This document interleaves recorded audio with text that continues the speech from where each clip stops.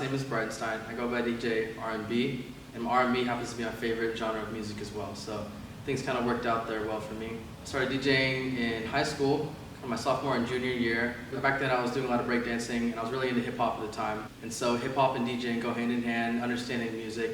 And I like the flashiness of both, and so things they worked out, and I kind of took the same avenue for that for sure. Carried that into college, kept DJing. Definitely, I started doing bigger events. I started with like high school proms, started doing parties and clubs, made my way into the wedding industry.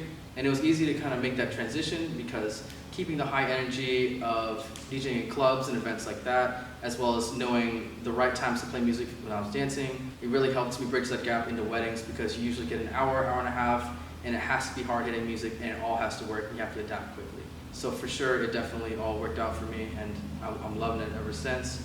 I'd say 4, 5, 6, 7, 8, be my 7th or 8th year going on DJing now. I loved hip hop, I love breakdancing, and a lot of that goes like with the OG roots and stuff. So I had a lot of turntables when I started, and so I just have this massive collection of equipment now, and it's lovely. I love it, and thankfully I've got a beautiful fiance who supports me.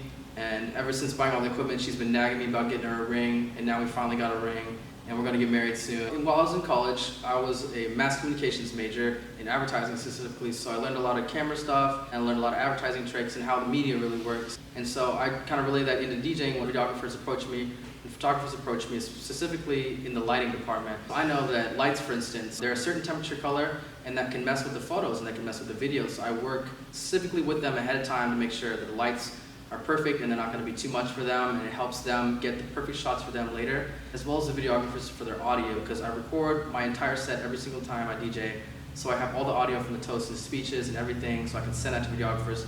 So that's been incredibly helpful for both me, for the vendor team, as well as the bride and groom at the end of the day. Book with us.